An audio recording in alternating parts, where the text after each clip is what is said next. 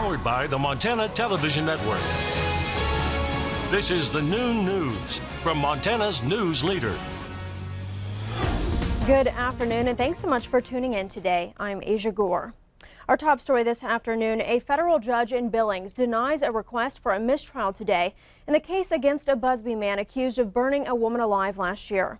Defense attorneys for 20-year-old DeMarzio Sanchez argued a doctor's testimony about Royland Riot's horse's dying words violated trial rules, but the judge disagreed.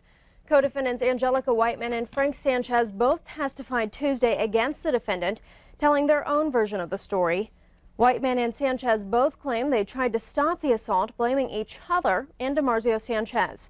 Whiteman says she was ordering a drink at the Kirby Saloon when she encountered Riot's horse, who was crying after a fight with her husband. Whiteman testified she hugged Riot's horse and told her she could take her home. Outside, the women met with the Sanchez brothers and the others in the vehicle. Frank Sanchez testified he told Riot's horse not to worry, she was with, quote, good people. But on the journey to Crow Agency, an apparent dirty look given by the victim started a fight with Whiteman. Soon thereafter, the victim was beaten, strangled, and burned alive in a field.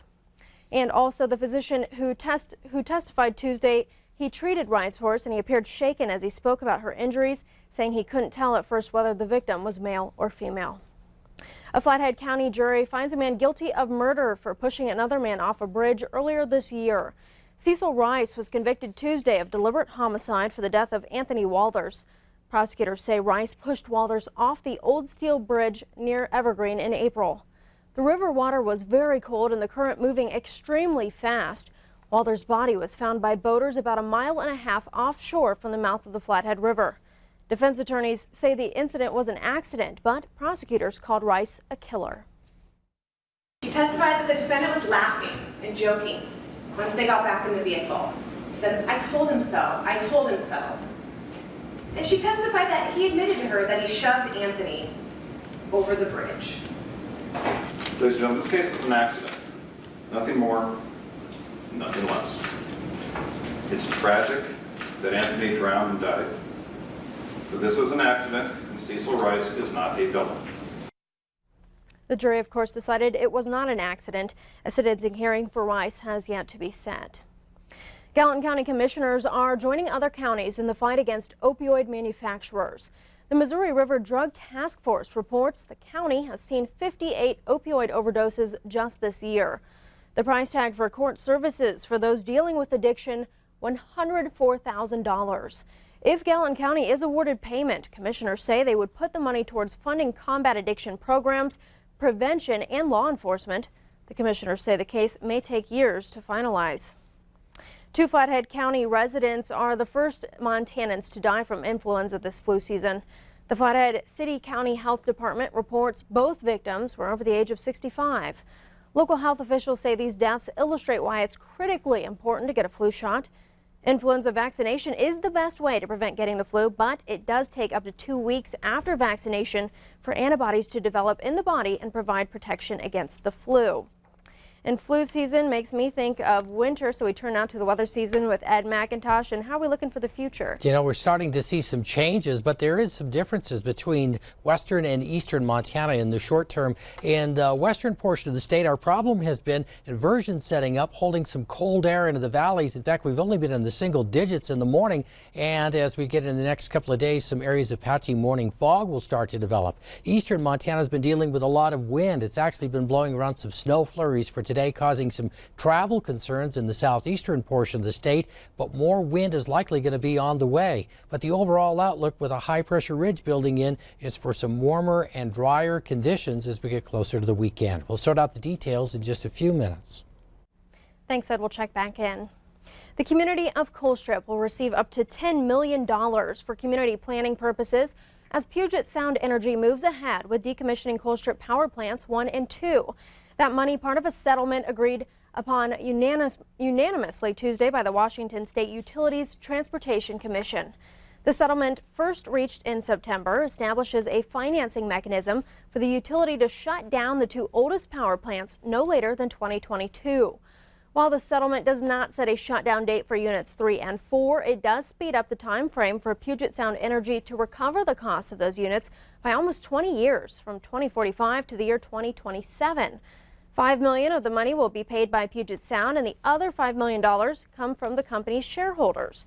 The agreement calls on PSE to help develop a transition plan for the Colstrip community to help mitigate the impacts of closing the plants.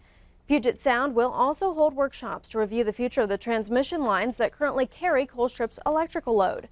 Puget Sound Energy, based in Washington State, provides electricity to more than 1 million electric customers in 8 Washington counties. The company owns half of Colstrip Power Plants 1 and 2 and is the part owner with 5 other utilities in Colstrip Units 3 and 4.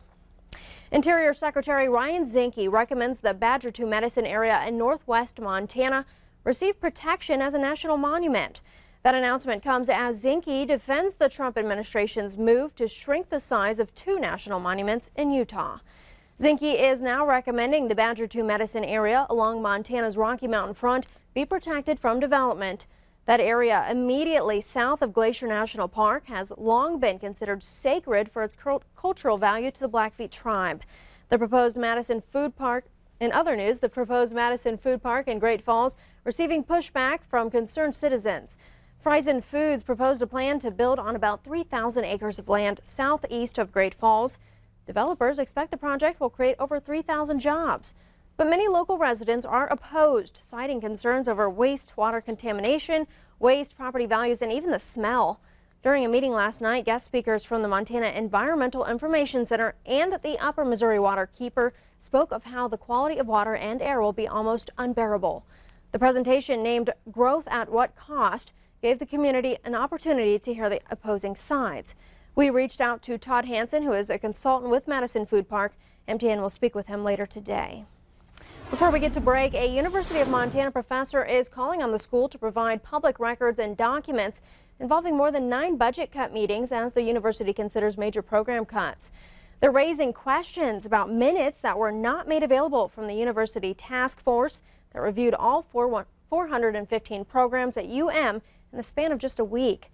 With so many programs to review in such a short time frame, Professor Murhad Kia is concerned about the overall process.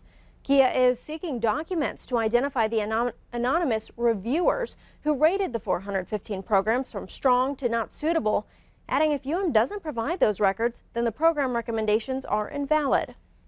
It hasn't been made public, and if it is not available, then we think that there may be illegality with respect to either open meetings or public participation or the right to know. And if there is, then these recommendations are void.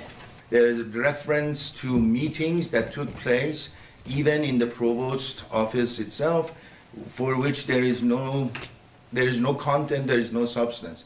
We want to know what happened in these meetings. We want to know what transpired, what was discussed, who voted. Montana law says a person may request and make copies of public records from a public agency, and Kia says UM definitely falls under those guidelines. Coming up on the noon news, a plot to kill the British Prime Minister comes to a halt as authorities take a suspect into custody. We'll bring you the details, but first, Ed has our weather forecast. Stay with us.